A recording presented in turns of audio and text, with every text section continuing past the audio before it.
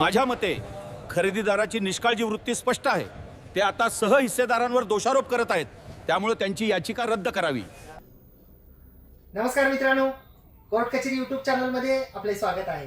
आपल्यासोबत आपल्या कोर्ट कचेरी यूट्यूब चॅनलचे सर्वे सभा जे आहेत ॲडव्होकेट विशाल गावडे साहेब आहेत. नमस्कार. तर आज आपण एक नवीन प्रश्न घेऊन आलेलो आहोत. प्रश्न जरासा वेगळा आहे, म्हणजे खरेदी घेणार जे आहेत त्यांच्या अनुषंगाने आहे की एखादी मिळकत आपण खरेदी घेतो आणि आपल्याला प्रश्न असा विचारण्यात आलेला आहे गावडे साहेब की जमीन खरेदी करताना सर्व वारसांची संमती नसली तरी खरेदी केली, म्हणजे सगळ्या वारसांची संमती नव्हती, सर्व सहहिस्सेदारांची, आणि संपूर्ण मिळकत खरेदी केली एकाच सहहिस्सेदाराकडून, तर खरेदी करणारा दोषी आहे का?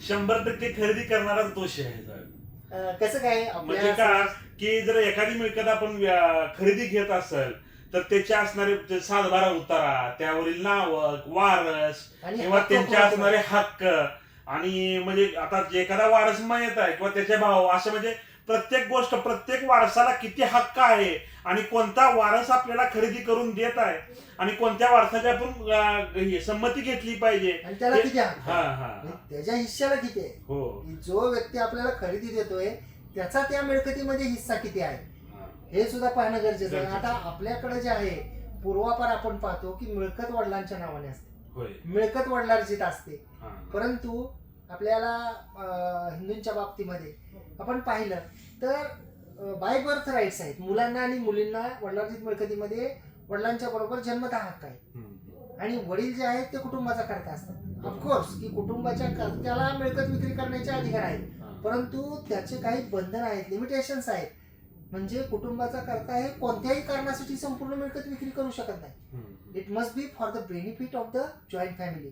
आता त्याच्यामध्ये आपण कसं ठरवायचं की कुटुंबाची कायदेशीर गरज होती का नाही, तर एखाद्या मुलीचं लग्न असेल, उर्वरित मिळकतीची सुधारणा करणं असेल, कुटुंबातल्या एखाद्या सदस्याचा दवाखाना करणं असेल, औषधोपचार असतील, किंवा कुटुंबाला जे शिक्षण घेत असतील कोणी मुलं वगैरे, किंवा कुटुंबाचं जी दिनचर्या आहे, त्यांच्या दैनंदिन गरजा आहेत त्या भागवण्यासाठी जर का काही क्षेत्र विक्री केलेलं असेल तर त्याला कायदेशीर गरज म्हणता येईल. परंतु एक मिळकत आहे, त्याच्यात 4-5 जणांचे हिस्से आहेत, मुलांचे आहेत, मुलीचे आहेत, पत्नीचा आहे आणि स्वतः त्या कुटुंब प्रमुखाचा आहे, आणि आपण संपूर्ण मिळकत जर त्या कुटुंब प्रमुखाकडून खरेदी घेतली तर इतर जे वारस आहेत, ज्याला आपण वारस असा शब्द संबोधतो, वारस आणि सहहिस्सेदार याच्यामध्ये फरक आहे. वारस हा शब्द एखाद्या व्यक्तीच्या मृत्यूनंतर त्यांचे जे मुलं मुली पत्नी आहे त्यांना राईट प्राप्त होतो, त्यांना वारस म्हणतात. जिवंतपणी सहहिस्सेदार असा शब्द आहे, परंतु ते बोली भाषेमध्ये वारस वारस म्हटलं जातं. त्यामुळे ही गोष्टीचं कन्फ्युजन दूर केलं पाहिजे की जिवंतपणी वारस हा शब्द नसतो, त्याला सहहिस्सेदार असं आपण म्हणू शकतो.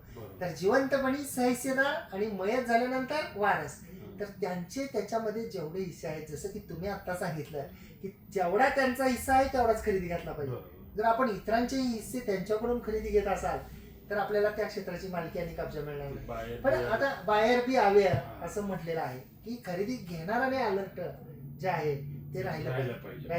पण आता गावडे साहेब, हे सगळं पाहण्यासाठी की कोणाचे हिस्से किती आहेत तर आपल्याला काय कागद बघावे लागतील? हे सगळं पाहण्यासाठी साहेब आपल्याला जनरली की सातबारा उतारा आपण अनेक व्हिडिओ मध्ये सांगितलंय की सातबारा उतारा हा मालकीचा कागद नाही, मालकीचा कागद नसून तो फक्त आपल्या सारा भरण्यासाठीचा कागद आहे. आणि उच्च सर्वोच्च न्यायालयाचे न्यायनिवाडे हो, न्यायनिवाडे आहेत, आणि त्या सातबाऱ्या उताराला आपल्याला संपूर्ण सहाडे काढावे लागतील. त्या सहाड्याप्रमाणे हो की त्या सहाड्याप्रमाणे बघावं लागेल बाबा की ह्यांचं वाटप कधी झाले, आता वारस कधी लागले, किंवा यांनी खरेदी केली आहे, जे काही एनिथिंग असेल ते त्या सहाड्यामध्ये असेल ना, आणि त्या सहाड्याप्रमाणे यांचे हिस्से ठरतील आणि त्याप्रमाणेच आपल्याला खरेदी खत करावं लागेल. आणि सर्चच्या संदर्भामध्ये काय करावं लागेल? म्हणजे खरेदी घेताना ती एक महत्वाची गोष्ट असते, असं आपण नेहमी म्हणतो की सर्च, पेपर नोटीस, हो, म्हणजे जे सुशिक्षित लोक आहेत किंवा जे लोक खरेदी खत घेतात, खरेदी खत करतात, त्या लोकांनी सर्च केलाच पाहिजे कंपल्सरी.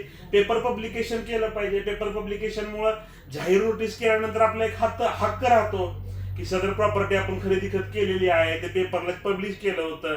आणि सर्च करणं म्हणजे ती प्रॉपर्टी या अगोदर कोणाला ट्रान्सफर केली होती का, कोणाला गहाणखत करून दिली आहे का, किंवा अथवा या अगोदर कोणासोबत खरेदी खत झालंय का. आणि कुठं सर्च करायचं, सर्च करायचं असेल तर आपल्याला दुय्यम निबंधक कार्यालयामध्ये ज्या ठिकाणी खरेदी खताची नोंद होती तिथे जाऊन आपण ऑनलाईन सुद्धा सर्च सूची क्रमांक 2 अथवा इंडेक्स 2 इंग्लिश मध्ये जसं म्हणलं जातं हे पाहिलं पाहिजे.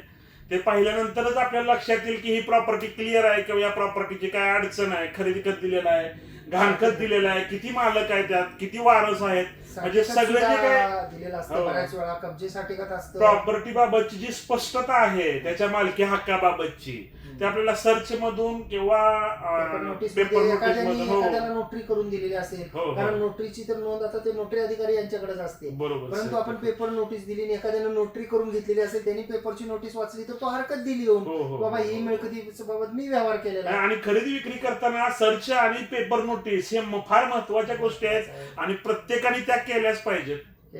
तरच म्हणून ज्यावेळी एखादं असं प्रकरण न्यायालयामध्ये जातं त्यावेळी तिथे सुद्धा असे प्रश्न विचारले जातात की तुम्ही मिळकत खरेदी घेतली, त्याची उलट तपासामध्ये त्या खरेदीदाराला तुम्ही काय काय चौकशी केलेली होती, तुम्ही सर्च घेतला होता का, तुम्ही पेपर नोटीस दिली होती का, तुम्ही फेरफार उतारे काढून पाहिले होते का, तुम्हाला सातबाराचे उतारे पाहण्यात आले होते का.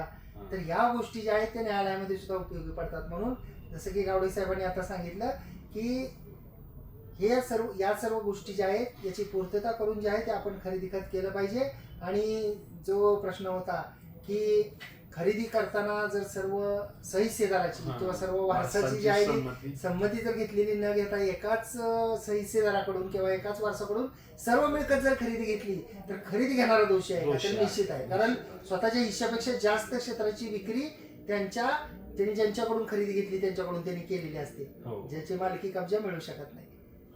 मित्रांनो, तर अशाच प्रकारची नवनवीन कायदेविषयक माहिती जाणून घेण्यासाठी अद्याप जर तुम्ही आमच्या कोर्ट कचेरी या युट्यूब चॅनलला सबस्क्राईब केलं नसेल तर सबस्क्राईब जरूर करा. त्यासोबतच आमच्या कोर्ट कचेरी या ऑफिशियल इंस्टाग्राम व कोर्ट कचेरी ऑफिशियल फेसबुक पेजला फॉलो जरूर करा. धन्यवाद.